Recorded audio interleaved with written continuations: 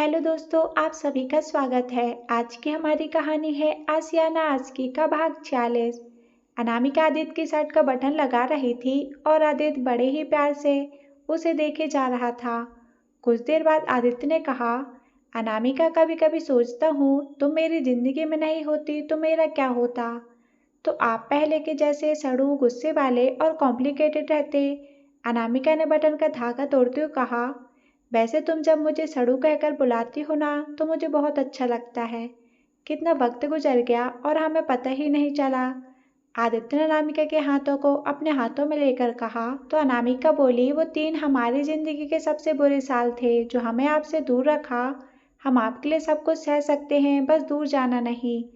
आदित्य ने अपने होठों से उसका सर चूमते हुए कहा, हम हमेशा साथ रहेंगे अनामिका, हर हाल में खुश रहेंगे।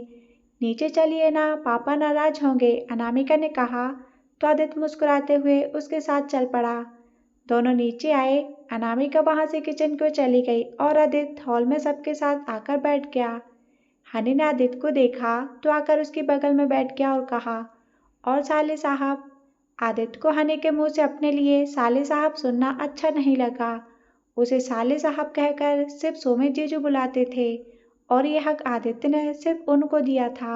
लेकिन हनी भी अब उसका होने वाला जीजा था, इसलिए आदित्य थोड़ा उसके करीब आया और कहा, साले साहब मैं सिर्फ सोमित जीजू का हूँ, आपके लिए मैं सिर्फ आदित्य हूँ, तो मैं आपको क्या बुलाऊं। हनी ने मासूमियत से पूछा। साले साहब छोड़कर कुछ भी बुला सकते हो पर ये नहीं। तो हनी उठकर आकाश की ओर चला आया। चाय नाश्ते के बाद हनी के पापा ने राकेश जी से कहा, रिश्ता हुआ काफी टाइम हो चुका है भाई साहब, अगले हफ्ते हनी भी पढ़ाई करने बाहर जा रहा है। हम सोच रहे थे उससे पहले सगाई का छोटा सा फंक्शन हो जाता तो अच्छा रहता। हाँ हाँ क्यों नहीं, बाकी बच्चों से पूछ लेते हैं, राकेश जी ने कहा। तो हनी तपाक से बोल पड़ा, मैं तो तैयार हूँ। जीजा जी बड़ी जल्दी है आपको, आदित्य ने ताना मारा तो हनी झेप गया और बाकी सब हंसने लगे। राकेश जी और हनी के घर वालों ने मिलकर 2 दिन बाद सगाई का फंक्शन रख लिया। रात का खाना सबने साथ में ही खाया और उसके बाद सभी जाने लगे। हनी चुपके से अवनी के पास आया और कहा, 2 दिन बाद हमारी सगाई है अवनी। मैं तो बहुत एक्साइटेड हूँ, मैं भी बहुत खुश हूँ, सब कितने जल्दी हो रहा है ना। अच्छा सुनो, एक किस दो ना, हनी ने कहा। अवनी ने देखा पीछे आदित्य खड़ा है। अवनी की तो सिट्टी पिट्टी गुम हो गई। अवनी को चुप देखकर हनी ने फिर से कहा, बेबी दो ना, सिर्फ एक किस तो ही मांग रहा हूँ। आदित्य ने अवनी को चुप रहने का इशारा किया। अवनी को चुप देखकर हनी ने कहा, क्या यार अवनी, इतना क्या सोच रही हो। अच्छा गाल पर ही कर दो यार। मैं दूं गाल पर, आदित्य ने हनी के कंधे पर हाथ रखते हुए कहा। अब होश उड़ने की बारी हनी की थी। जब भी अपनी से कुछ रोमांटिक बात करने की सोचता ना, न जाने आदित्य कहाँ से आ जाता। आज भी यही हुआ। हनी डरते डरते पलटा और कहा, मैं तो बस ऐसे ही मजाक कर रहा था। अच्छा अवनी मैं चलता हूँ। हनी जैसे ही जाने लगा, आदित्य ने रोक लिया और कहा, जो लेने आए थे वो लेकर जाओ। नहीं मुझे कुछ नहीं चाहिए। वैसे अनामिका जी आपको बुला रही हैं, हनी ने जैसे ही कहा। आदित्य पीछे देखने लगा। इतने में हनी पलटा और अवनी के गाल पर किस करके वहां से भाग गया। आदित्य ने देखा अनामिका तो वहां थी ही नहीं। जैसे ही पलटा हनी गायब। आदित्य अवनी के पास आया और उसके सर पर हाथ रखकर मुस्कुराते हुए कहा, टांग खींच रहा था तुम्हारे होने वाले पति की। कोई बात नहीं भाई। अवनी भी मुस्कुरा दी और फिर आदित्य के साथ वहां से चली गई। हनी और उसके घर वाले जा चुके थे। रात के 10 बज रहे थे। दादू दादी अपने कमरे में थे। राकेश जी भी अपने कमरे में बैठकर कोई किताब पढ़ रहे थे। राधा कमरे में रखे कपड़े उठाकर अलमारी में रख रही थी। आकाश, नीता और चीकू ऊपर सोने अपने कमरे में जा चुके थे। अपनी हनी के साथ फोन पर बिजी थी और रघु भी सोने जा चुका था। बस जाग रहे थे तो अनामिका और आदित्य। अनामिका किचन में थी क्योंकि आदित्य को उसके हाथ की चाय पीनी थी और आदित्य भी उसकी किचन के प्लेटफॉर्म पर बैठा था क्योंकि उसे अनामिका को चाय बनाते हुए देखना था। इन दोनों का प्यार आज तक किसी को समझ नहीं आया था। कभी एक दूसरे को सलाह देते हुए दोनों बहुत अच्छे दोस्त नजर आते, तो कभी प्यार भरी बातें करते हुए प्रेमी, कभी मीठी नोकझोंक करते पति पत्नी नजर आते, तो कभी झगड़ते बच्चे। आदित्य और अनामिका की वजह से ही घर में हर वक्त चहल पहल रहती थी। अनामिका ने चाय बनाकर कप में छानी और आदित्य को बढ़ा दी। आदित्य ने इशारे से अनामिका को अपने पास बुलाया और अपने हाथों से एक घूंट पिला दिया। तो अनामिका ने कहा, ये तो झूठी हो चुकी है। कोई बात नहीं, मैं पी लूंगा, आदित्य ने कहा और चाय पीने लगा। अनामिका वहीं खड़ी आदित्य को निहारती रही। कुछ देर बाद दोनों वहां से ऊपर अपने कमरे में चले आए। कमरे में आते ही आदित्य की नज़र अपने कमरे की दीवार पर पड़ी, जहां उसकी और अनामिका की तस्वीरों के बीच एक तस्वीर सुमित जीजू की भी थी। आदित्य ने तुरंत अपना फ़ोन निकाला और जीजू को फ़ोन लगा दिया। एक दो रिंग के बाद जीजू ने फ़ोन उठा लिया और कहा, और भाई साले साहब, बड़े दिनों बाद याद आई हमारी। जीजू के मुंह से ये दो शब्द सुनते ही आदित्य के होंठों पर मुस्कान तैर गई और उसने कहा, ओह, सुकून का नाम सुना है जीजू। बस आपके मुंह से अपने लिए ये साले साहब सुनकर सुकून सा आ जाता है। बस बस, इतना मक्खन काफ़ी है। अब बताओ क्या हुआ। जीजू, आपकी याद आ रही है। यार अबे ऐसा मत बोल, मुश्किल से तेरी आदत छोड़ी है मैंने। आज हनी के घर वाले आए थे सगाई की डेट फिक्स करने। अरे वाह, ये तो बहुत अच्छी खबर सुनाई तूने। कब की है? 2 दिन बाद की है। आपको दी को आना है, मैं टिकट्स करवा दूंगा। अरे यार, अभी 1 महीने पहले ही तो वहाँ से आए हैं, इतनी जल्दी फिर से? जीजू, आप एक काम क्यों नहीं करते, इंदौर ही शिफ्ट हो जाइए ना, रोज रोज आना नहीं पड़ेगा। नहीं यार, यहाँ सब सेटल है, जॉब भी है और अब तो काव्या भी स्कूल जाने लगी है। तो आदित्य ने कहा, वैसे अगले हफ्ते मैं दिल्ली आ रहा हूँ कोर्ट सेशन के लिए। ऑलवेज वेलकम साले साहब, खूब जमेगा रंग, सब मिल बैठेंगे यार। एक काम क्यों नहीं करता, अनामिका को भी अपने साथ दिल्ली ले आना।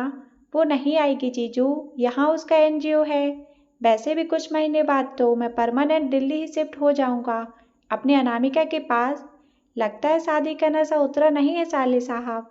क्या जीजू आप भी? अच्छा मैं रखता हूँ, और हाँ, कल टिकट्स भेज रहा हूँ, आना। अरे नहीं आदित्य, समझा करो, इस बार पॉसिबल नहीं हो पाएगा। मुझे कुछ नहीं सुनना, आपको और दी को आना है। ठीक है, मैं तनु से बात करता हूँ। Okay, good night, bye. Aditya ने फोन काट दिया और साइड टेबल पर रख दिया। तभी बाथरूम से बाहर आकर अनामिका ने कहा, किससे बातें हो रही थी? तो आदित्य बोल पड़ा, गर्लफ्रेंड से। अच्छा, तो आपकी गर्लफ्रेंड भी हैं? हाँ बहुत हैं, पर एक बहुत खास है। और वो कौन है? अनामिका ने बिस्तर पर बिखरे तकिए को सही करते हुए पूछा। कोई जो मुझे जान से भी ज्यादा प्यारी है, आदित्य ने अनामिका को अपने बाहों में भरते हुए कहा। उसी रात सनशाइन होटल के तीसरे माले पर रूम नंबर 301 में बैठे आदमी ने किसी को फ़ोन किया और कहा, हेलो मैडम, मैं इंदौर पहुंच चुका हूं। उसके बारे में सब जानकारी मिल चुकी है। वेरी गुड, अब बस तुम्हें अपने काम को अंजाम देना है। दूसरी ओर से किसी की खूबसूरत आवाज़ खनकी, डोंट वरी मैडम, काम हो जाएगा, और ऐसा होगा कि किसी को कानो कान खबर तक नहीं होगी। आप बेफिक्र रहिए, बस वो मेरे पैसे पैसे की चिंता मत करो, काम होते ही तुम्हें तुम्हारा पैसा मिल जाएगा। बस एक बात याद रखना, उसकी मौत एक एक्सीडेंट लगना चाहिए। ओके मैडम, आप बुरा ना माने तो एक बात पूछ सकता हूँ? आप उसे क्यों मरवाना चाहती हैं? बदला, अपनी बेइज्जती का बदला लेना है। मुझे सब वापस हासिल करना है, मुझे जो उसने मुझसे छीन लिया। लड़की की आवाज़ में गुस्सा और नफरत साफ नजर आ रही थी। ठीक है मैडम, आपका काम हो जाएगा, फ़ोन रखता हूँ। बाय कहकर आदमी ने फ़ोन काट दिया और फिर खुद से ही कहा, कितनी खतरनाक है ये लड़की, काम होने के बाद अपना पैसा लेकर हमेशा के लिए इससे कांटेक्ट ही ख़त्म कर दूंगा। आदमी उठा और अपने बैग में रखी शराब की बोतल निकाली और ग्लास में उड़ेलकर पीने लगा। दूसरी ओर शहर से बाहर बना एक आलीशान घर, जिसके कमरे में घूमने वाली कुर्सी पर बैठी एक लड़की मुस्कुरा रही थी। खिड़की से आती रोशनी सीधा लाल लिपस्टिक के पुते उसके होंठों पर पड़ रही थी। उसके एक हाथ में शराब से भरा ग्लास था और दूसरे हाथ के बीच वाली उंगली में पहना नगीना अंधेरे में भी चमक रहा था। वह उस कुर्सी पर गोल गोल घूम रही थी और फिर एकदम से रुककर उसने हाथ में पकड़े ग्लास को दीवार की ओर फेंकते हुए कहा, I just hate you Anamika. Aditya और अनामिका जहाँ अपनी शादीशुदा जिंदगी की शुरुआत कर चुके थे, वहीं कोई था जो अनामिका के साथ अपनी दुश्मनी की जड़ें मजबूत कर रहा था। आदित्य और अनामिका की जिंदगी में शांति थी, लेकिन ये शांति आने वाले किसी तूफान का संकेत थी। घर में अवनी की सगाई की तैयारियां चल रही थीं। अगली सुबह नाश्ता के बाद आकाश और राकेश जी सगाई के लिए वेन्यू बुक करने चले गए। नीता, अनामिका, अवनी और राधा मार्केट जाने के लिए तैयारी करने लगे और ड्राइवर की ड्यूटी उन्होंने आदित्य को दी, क्योंकि उस वक्त घर में आदित्य ही बचा था। बाकी दादा दादी तो सुबह सुबह ही अपने दोस्तों के साथ इंदौर में किसी मंदिर के लिए निकल गए। घर में सिर्फ रघु ही था। उसे घर का ध्यान रखने को बोलकर बाकी सब भी चले गए। नीता, राधा और अपनी पीछे बैठी थी। आदित्य आगे और बगल में अनामिका चीकू को अपनी गोद में लेकर बैठी थी। जैसी गाड़ी ब्यास हाउस से बाहर निकली, सड़क के उस पार झाड़ियों में छिपा एक आदमी बाहर आया। उसने काले रंग का बड़ा सा जैकेट पहन रखा था और उसी जैकेट का कैप ओढ़े हुआ था। हाथों में काले रंग के दस्ताने थे और पैरों में काले रंग के जूते पहने था। वह ब्यास हाउस के मेन गेट की ओर आया और पारखी नजरों से घर देखने लगा। उसे गेट के बाहर खड़े देखकर रघु आया और कहा, कौन हो भाई तुम और यहाँ क्या कर रहे हो? मुसाफिर हूँ, घर ढूंढ रहा हूँ, आदमी ने सधी हुई आवाज में कहा। लेकिन ये घर बिकाऊ नहीं है, यहाँ तो लोग रहते हैं, तुम आगे जाओ, शायद कोई घर मिल जाए। शुक्रिया, आदमी ने कहा और चला गया। रघु भी वापस अपने काम में लग गया। आदित्य सबको लेकर मार्केट पहुंचा। राधा, अवनी, अनामिका और नीता गाड़ी से उतर गए। आदित्य का भी भीड़ में जाने का मन नहीं था, इसलिए वह चीकू के साथ गाड़ी में ही रुक गया। सबके जाने के बाद आदित्य ने म्यूजिक चला लिया और सीट से सर लगाकर सुनने लगा। जब से अनामिका आदित्य की जिंदगी में आई थी, आदित्य को संगीत से प्यार हो चुका था। चीकू वहीं बगल में बैठा खेल रहा था। अवनी ने सगाई में पहनने के लिए डार्क महरून रंग का लहंगा लिया। नीता ने भी अपने और राधा के लिए साड़ी पसंद कर ली। बस अनामिका ही कुछ पसंद नहीं कर पा रही थी। 20 से 25 साड़ियां देखने के बाद अनामिका ने थक कर गर्दन झुका ली और मन ही मन में कहा, काश आदित्य जी यहाँ होते तो कितना आसान होता ना ये सब। सोचकर अनामिका ने जैसे ही सामने देखा, चीकू को गोद में उठाए आदित्य चला आ रहा था। आदित्य को अपने सामने देखकर अनामिका मुस्कुरा उठी। आदित्य को वहां देखकर नीता ने कहा, देवर जी, अब आप ही मदद कर दीजिए अनामिका की, उसे तो कुछ पसंद नहीं आ रहा है। आदित्य ने चीकू को नीचे उतारा और अनामिका के बगल में बैठते हुए कहा, भैया वो ग्रीन वाली दिखाना। दुकानदार आदित्य की बताई साड़ी निकालकर उसे दिखाता है। आदित्य 2-4 साड़ियाँ और देखता है। उसके बाद उसे क्रीम कलर की रेड बॉर्डर वाली बनारसी साड़ी पसंद आती है। वह उसे पैक करने के लिए बोल देता है। उसे ऐसा करते देखकर राधा कहती है, अरे आदित्य, एक बार अनामिका से तो पूछ लो उसे पसंद भी है या नहीं। माँ, जब पहनकर मुझे दिखाना है तो फिर साड़ी मेरे पसंद की होनी चाहिए ना। आदित्य ने कहा तो राधा ने कहा, तू कभी नहीं सुधरेगा, तेरा बस चले तो अपनी अनामिका को कहीं जाने ना दे। आदित्य ने तो शर्मा कर अपना सर खुजलाने लगा। राधा ने अनामिका से पूछा तो उसने कहा, अच्छी है माँ। आदित्य ने सबके बिल पे किए और सबको साथ लेकर चल पड़ा। चलते चलते उसे कुछ याद आया तो उसने अनामिका से कहा, अनु तुम चलो, मैं अभी आता हूँ। अनामिका सबके साथ चली गई। आदित्य वापस आया, कुछ ऑर्डर किया और उसका बिल भी पे करके बैग अपने साथ लेकर शोरूम से बाहर आ गया। आदित्य सोचते हुए चल ही रहा था कि तभी उसकी नज़र सड़क पर तेजी से आती गाड़ी की ओर गई। आदित्य ने देखा गाड़ी के बिल्कुल सीध में अनामिका चली जा रही थी। किसी अनहोनी के डर से आदित्य का दिल धड़का और वह अनामिका की ओर दौड़ा। गाड़ी जैसे ही अनामिका के करीब आई, आदित्य ने अनामिका का हाथ पकड़कर उसे अपनी ओर खींच लिया। गाड़ी उसी तेजी से वहां से निकल गई। आदित्य, राधा चिल्लाई। गनीमत था आदित्य और अनामिका को कोई चोट नहीं आई। आदित्य ने अनामिका को संभाला और कहा, तुम ठीक हो ना अनामिका? हम ठीक हैं, अनामिका ने डरे हुए स्वर में कहा। नीता, अपनी और राधा उन दोनों के पास आई और उन्हें संभाला। कितना बदतमीज था वो गाड़ी वाला, अगर देवर जी नहीं आए होते तो पता नहीं क्या होता। नीता ने गाड़ी वाले को कोसते हुए कहा, कोई बात नहीं, सब ठीक है भाभी, आप चीकू को संभालो और चलकर सब गाड़ी में बैठो। अनामिका भी जाने लगी तो आदित्य ने हाथ पकड़कर उसे रोक लिया और कहा, तुम ठीक हो ना अनामिका? मुझे तुम्हारा ख्याल रखना चाहिए था, मैंने तुम्हें अकेले भेज दिया। I am sorry. Aditya ji, हम बिल्कुल ठीक हैं और आप इतने परेशान क्यों हो रहे हैं? वो बस एक्सीडेंट था, जिससे किसी को नुकसान नहीं हुआ। ज़्यादा मत सोचिए और चलिए। अनामिका आदित्य को साथ लेकर चल पड़ी।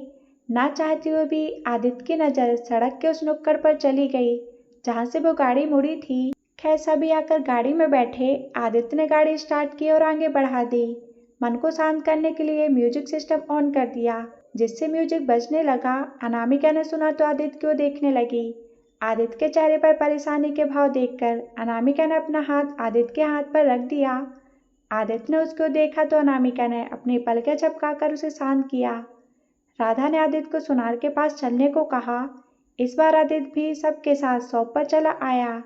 राधा ने अवनी के लिए और हनी के लिए सगाई की अंगूठी खरीदी। खरीदारी करते हुए दोपहर के 3 बज चुके थे। सबने बाहर ही खाना खाया और फिर घर के लिए निकल गए। आदित्य ने सबको घर छोड़ा और खुद गाड़ी लेकर किसी काम से बाहर चला गया। राधा और सभी अंदर आए। देखा राकेश जी और आकाश भी आ चुके हैं। आकाश ने नीता से सबको चाय पिलाने को कहा तो अनामिका ने कहा हम ले आते हैं। अनामिका तुम बैठो, मैं ले आती हूँ, चीकू के लिए दूध भी लाना है, कहकर नीता किचन की ओर चली गई। राधा और अवनी सभी हॉल में ही आकर बैठ गए। दादा दादी अभी आए नहीं थे। उन्होंने शाम की आरती के बाद घर आने को कहा था। चाय पीने के बाद सभी अपने अपने कमरों में चले गए। अवनी अनामिका के कमरे में चली आई और कहा, यार अनामिका, मुझे तो बहुत बेचैनी हो रही है।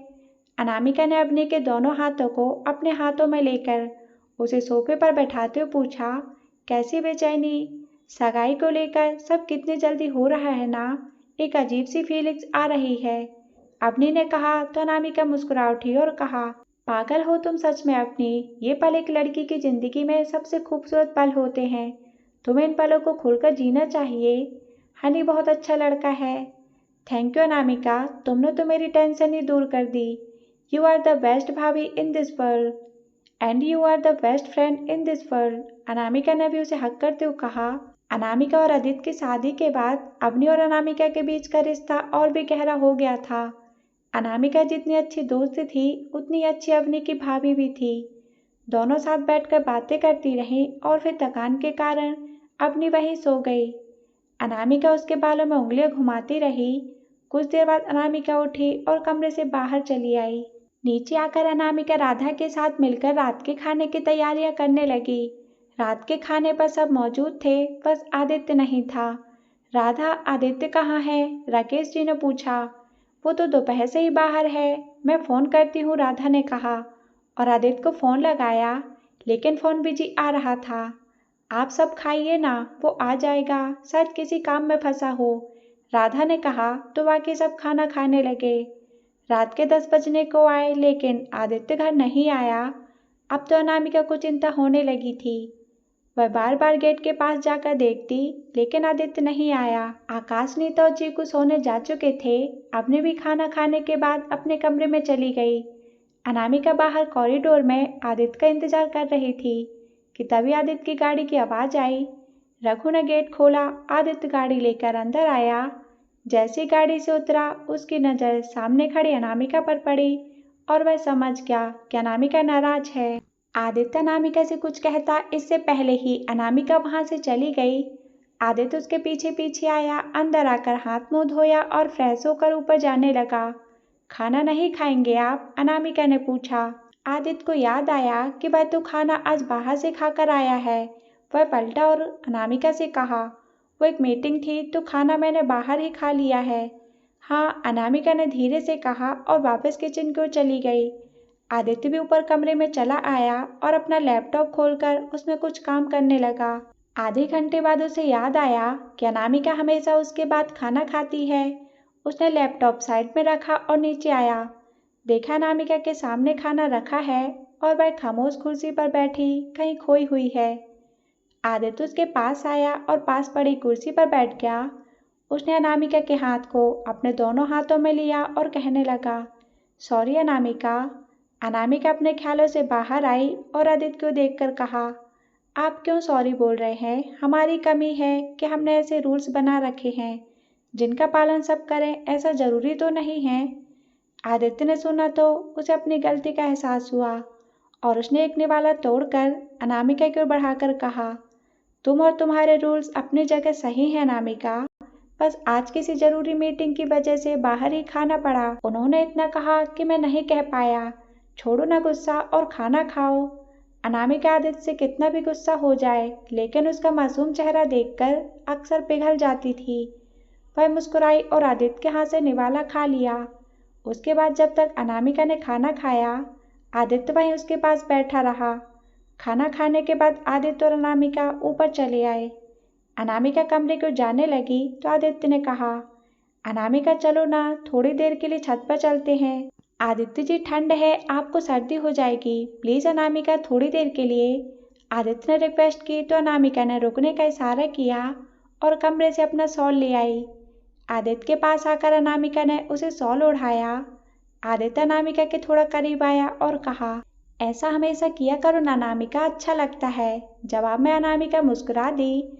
दोनों छत पर चले आए। सर्दियों का मौसम था। छत पर आकर बरामदे में आग जलाई और अनामिका के साथ आकर बैठा। दोनों हाथ सेकने लगे। अनामिका ने स्वेटर पहना था। जलती हुई आग में अनामिका का चेहरा दमक रहा था। आदित्य उसे प्यार से देखता रहा और फिर कहने लगा, पता है अनामिका, मेरा सबसे बड़ा सपना है अमायरा। आज उसी के लिए मीटिंग थी। एक बार मैं वो काम शुरू कर दूँ, उसके बाद हमेशा तुम्हारे पास रहूँगा, तुम्हारा ख्याल रखूँगा, तुम्हें खुश रखूँगा। अनामिका ने आदित्य के हाथ को थामा और कहा, हम खुश हैं आदित्य जी, आपके और हमारे सपने अलग नहीं हैं। तुम्हारी इन्हीं बातों से मुझे हिम्मत मिलती है अनामिका। तुम्हारे भरोसे और प्यार के साथ मैं हर परेशानी से लड़ सकता हूँ। सीधे शब्दों में कहूँ तो तुम मेरी ताकत हो अनामिका। आज इतनी तारीफ कुछ स्पेशल है क्या? अनामिका ने पूछा। तो आदित्य ने शॉल खोला और अनामिका को अपने पास आने का इशारा किया। अनामिका आदित्य के पास उसकी बाहों में चली आई तो आदित्य वह शॉल दोनों को चारों ओर से लपेट ली और अनामिका के सर को चूमते हुए कहा, now I am a strong person in this world, क्योंकि तुम मेरे साथ हो और हमारे लिए जगह दुनिया की सबसे महफूज जगह है। कहते हुए अनामिका ने आंखें मूंदी और अपना सर आदित्य के सीने से लगा लिया।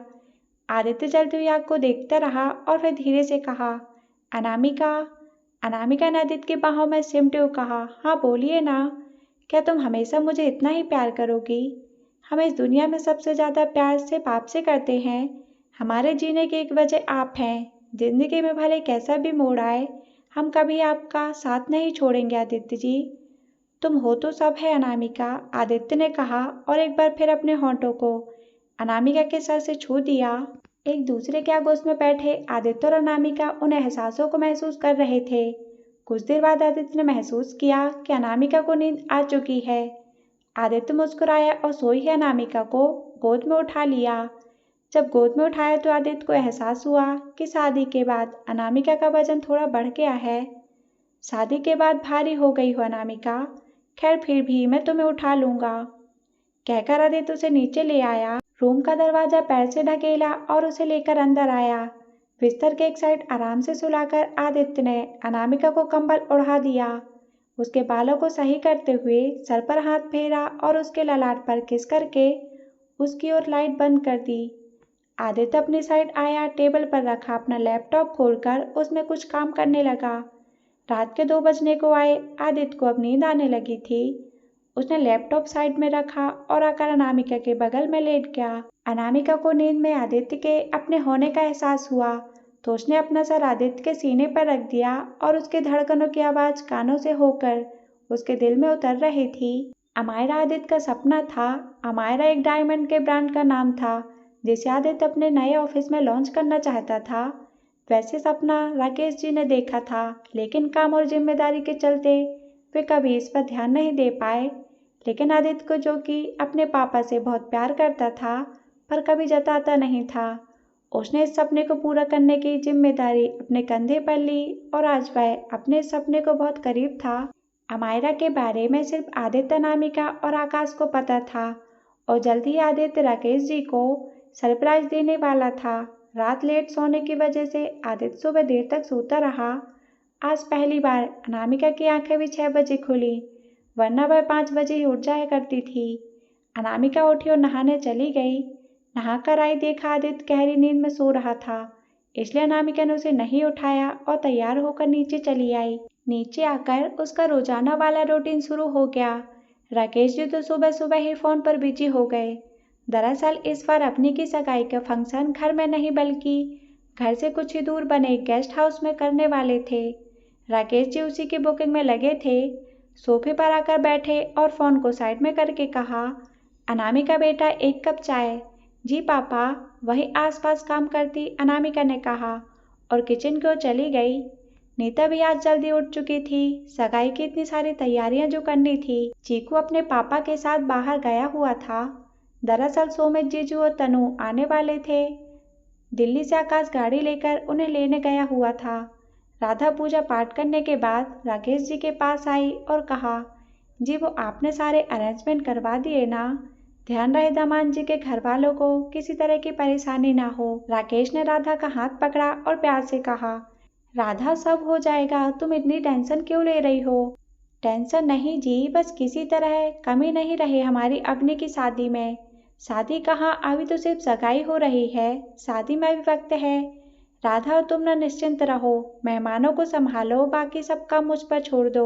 अनामिका इतने में दोनों के लिए चाय ले आई। राधा ने चाय ली और कहा, आदित्य उठ गया अनामिका?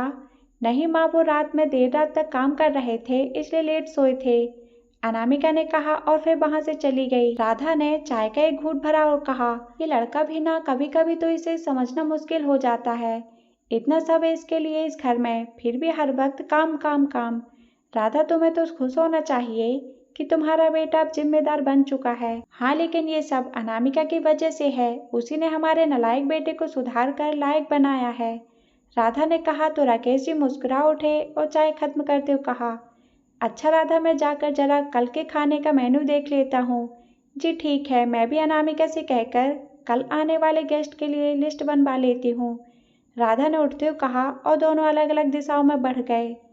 चीकू और आकाश रेलवे स्टेशन पहुंचे और इंतजार करने लगे। कुछ देर बाद ट्रेन आई और उसमें से सोमित, जीजू, तनु और काव्या उतरे। उन्हें देखते ही आकाश ने हाथ हिला दिया।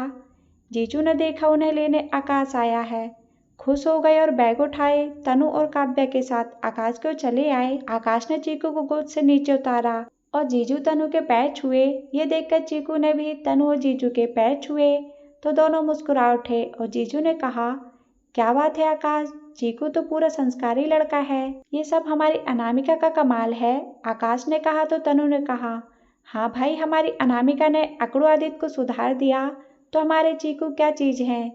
कहते हुए तनु ने चीकू को गोद में उठा लिया और उसको लाड दुलार करने लगी। आकाश ने काव्या को देखा तो बोल पड़ा, कितनी बड़ी हो गई है कभी, मेरी शादी में तो छुटकी सी थी, आप भी तो कितने मोटू हो गए हो ना मामू, काव्या ने कहा तो सभी हंस पड़े। अरे भाई, हमारे साले साहब कहाँ हैं, हमें लगा वो लेने आएंगे, जीजू ने आदित्य को मिस करते हुए कहा। जीजू, आपको शायद पता नहीं है कि आपके साले साहब की शादी हो चुकी है, अब वो पहले वाले साले साहब नहीं रहे। हाँ भाई, शादी के बाद बड़े बड़े बदल जाते हैं, सारी बातें यहीं करना है या फिर घर भी चलेंगे, तनु ने कहा तो आकाश सबके साथ बाहर चला आया। सभी गाड़ी के पास आए, तनु और जीजू पीछे बैठ गए। चीकू ने तो आते ही काव्या से दोस्ती कर ली। पहले काव्या दुबली पतली थी, लेकिन अब थोड़ी बड़ी हो गई थी और पहले से ज़्यादा क्यूट भी। उसके गुलाबी गाल बहुत ही प्यारे लग रहे थे। चीकू और काव्या आकर आगे बैठ गए, आकाश की बगल वाली सीट पर। आकाश ने सामान पीछे डिग्गी में रखा और आकर ड्राइवर सीट पर बैठा। पहले काव्या और चीकू को सीट बेल्ट पहनाया और फिर खुद ने पहना और गाड़ी आगे बढ़ा दी। चीकू बड़े आराम से काव्या की गोद में बैठा हुआ था। गाड़ी चलाते हुए आकाश ने जीजू से कहा, अच्छा जीजू, वो आपके ऑफिस वाला मसला खत्म हुआ? क्या कह रहे हैं वो लोग? कहाँ यार आकाश, अभी तक वही चल रहा है। उनका कहना है कि लॉस में जाने की वजह से कंपनी से वर्कर्स कम करने होंगे। हालांकि मैं मैनेजर हूँ, पर ये दुविधा तो मेरे साथ भी हो सकती है, सोमित ने कहा। तो पिछले कुछ दिनों से ऑफिस में चल रही खटर पटर से परेशान था। आप लीगली कोई स्टेप लीजिए ना।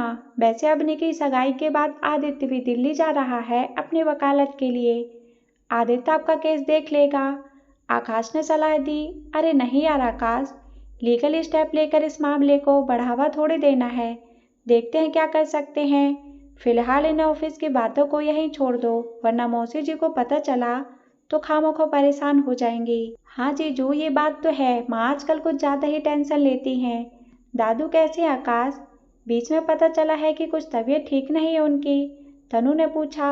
दादू अब बिल्कुल ठीक हैं दी, डॉक्टर ने उन्हें मीठा खाने से मना किया है, लेकिन वो छुपकर खा लेते हैं और कभी कभी ड्रिंक भी। पिछली बार बीमार हुए तो शुगर लेवल काफ़ी हाई चला गया था, तब से दादू का ख्याल रखने की जिम्मेदारी अनामिका ने ले ली और 2 हफ्ते में ही उन्हें ठीक कर दिया। अब तो सुबह की चाय भी उन्हें बिना मीठे के मिलती है और उस वक्त दादू की शक्ल देखने लायक होती है। आकाश की बात सुनकर तनु और सुमित भी हंस पड़े। जीजू ने कहा, कुछ भी कहो यार आकाश, पर अनामिका के सामने किसी की नहीं चलती। और आपकी मैडम के क्या हाल है? कौन, नीता? अरे भाई, और कितनी मैडम है तुम्हारी? लगता है नीता से बात करनी पड़ेगी। सुमित ने आकाश की टांग खींचते कहा, अरे जीजू नहीं नहीं, कैसी बातें कर रहे हो? नीता ही है सब कुछ, खामखा मरवा दोगे आप। अरे मजाक कर रहा हूँ मैं, जीजू ने कहा तो आकाश मुस्कुराया और गाड़ी थोड़ी तेज कर दी। कुछ ही देर बाद सभी घर पहुंचे। रघु ने दरवाजा खोला, आकाश गाड़ी अंदर ले आया। सभी नीचे उतरे। राकेश जी बाहर ही थे। सुमित, तनु ने उनके पैर छुए। काव्या, मेरी गुड़िया कैसी हो? आओ आओ सब अंदर आओ, राधा तो सुबह से सबका इंतजार कर रही है। राकेश जी सबको अंदर लेकर आए। आकाश ने रघु को गाड़ी से सामान निकालने को कहा और खुद बाकी सबके साथ अंदर चला आया। राधा ने तनु को देखा तो खुशी से गले लगा लिया और कहा, आदित्य की शादी के बाद अब आ रही हो? क्या करे मौसी, टाइम ही नहीं मिला, और फिर काव्या की स्कूल भी थी। अरे मौसी जी, जिस तरह बार बार आप लोग बुला रहे हो, मुझे तो लगता है मुझे और तनु को यहीं इंदौर में बस जाना चाहिए। बिल्कुल, ये आपका ही घर है सुमित जी, आइए बैठिए, राधा ने कहा तो सुमित और तनु आकर सोफे पर बैठ गए। वहीं दादाजी बैठे हुए थे।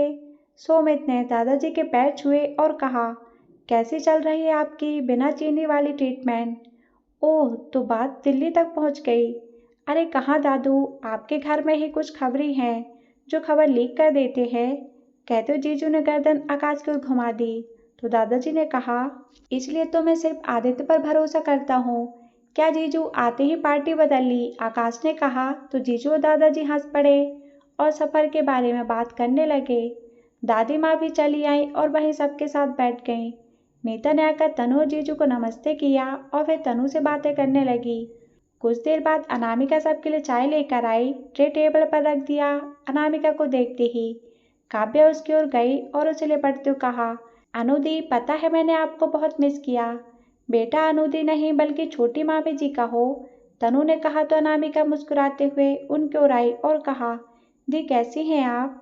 तनु ने चूड़े से भरे अनामिका के दोनों हाथों को थामा और कहा, मैं ठीक हूँ, और तुम शादी के बाद कितनी प्यारी लग रही हो, किसी की नज़र न लगे। अपनों की भला कोई नज़र लगती है? राधा ने सबको चाय दी। अनामिका ने चाय का कप उठाया और सुमित जीजू को बढ़ा दिया। कैसी हो अनामिका? जीजू ने मुस्कुराकर पूछा।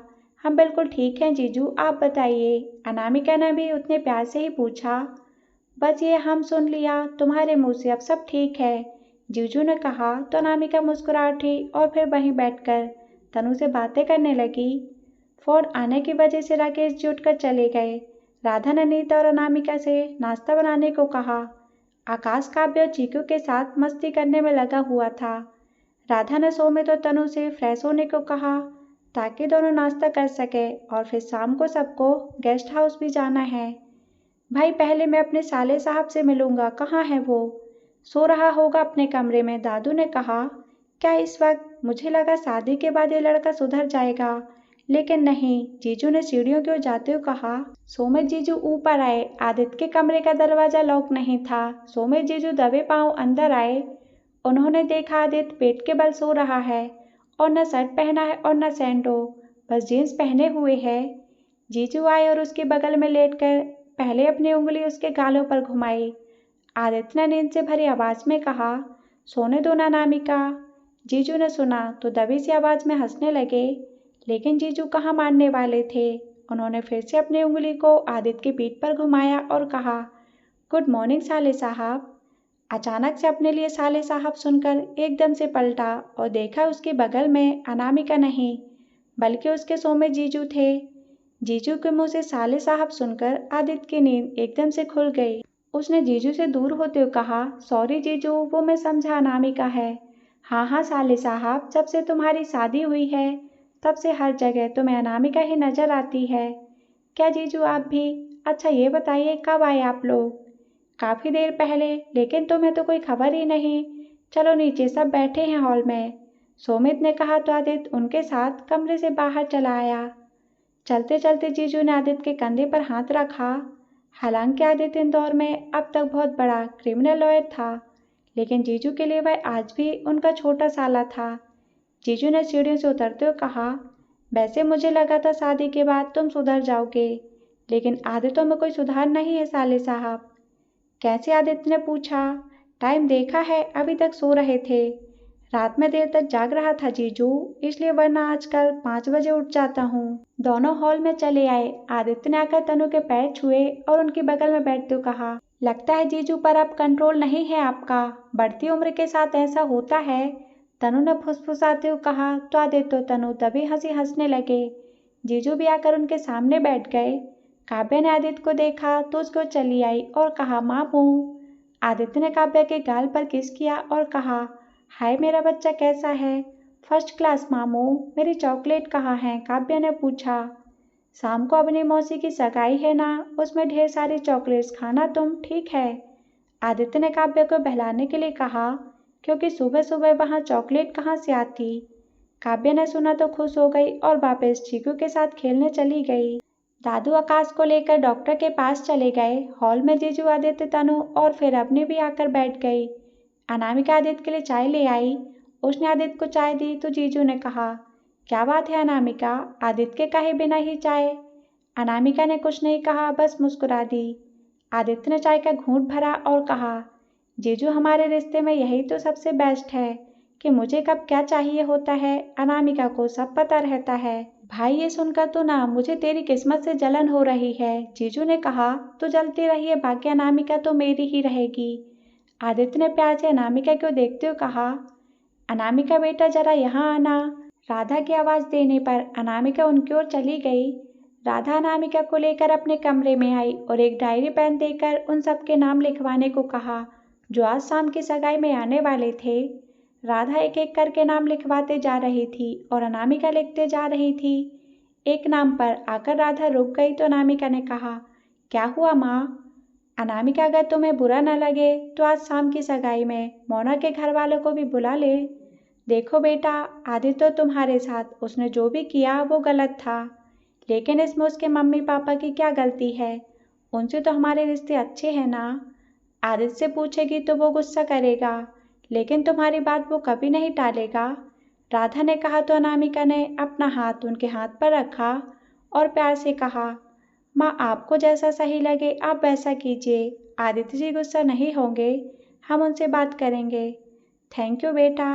अच्छा, मैं उनसे कहकर इन सबको इनवाइट करवा देती हूँ, तुम आदित्य से जाकर कह दो नहा ले, उसके बाद शाम में गेस्ट हाउस भी जाना है। राधा ने कहा तो अनामिका वहाँ से चली गई। आदित्य नहाने चला गया। जीजू भी नहा कर आ गए और आदित्य के साथ गेस्ट हाउस के लिए निकल गए। अवनी तनु के साथ पार्लर चली गई। काव्या और चीकू नीता के साथ उसके कमरे में थे। दोपहर तक आकाश और दादाजी भी वापस आ गए और दादाजी के चेहरे पर आजकल मुस्कान कुछ ज्यादा ही थी। राधा ने देखा तो उनके पास आकर कहा, क्या बात है पापा जी, आज आप बड़े खुश नजर आ रहे हैं। अरे माँ, होंगे क्यों नहीं, आज डॉक्टर साहब ने दादू को हरी झंडी दिखा दी है। आकाश ने पीछे से आते हुए कहा, मतलब ये कि मेरे सारे टेस्ट नॉर्मल आए हैं, खामखा तुम लोगों ने मुझे बीमार समझकर ना जाने क्या क्या खिलाया है। आज मैं सब अपनी पसंद का खाऊंगा। दादू ने किसी बच्चे की तरह मचलते हुए कहा, माता रानी का आशीर्वाद है पापा जी कि सब ठीक है। आज शाम में पहनने के लिए आपके लिए जो कपड़े आए हैं वो मैंने रघु से कहकर आपके कमरे में रखवा दिए हैं, आप देख लीजिएगा। राधा ने जल्दी जल्दी कहा और फिर रघु को कोई काम बताने चली गई। ये राधा भी ना दो दो बहुओं की सास बन चुकी है, लेकिन इसे चैन नहीं, दादू ने कहा तो आकाश हंसने लगा और उनकी मेडिकल फाइल उठाए कमरे की ओर बढ़ गया। आदित्य जीजू गेस्ट हाउस पहुंचे। उन्होंने देखा राकेश जी ने काफी अच्छा खर्चा किया है सगाई में, सभी लोग काम में लगे हुए थे। आदित्य जीजू घूमकर सारा बंदोबस्त देखने लगे।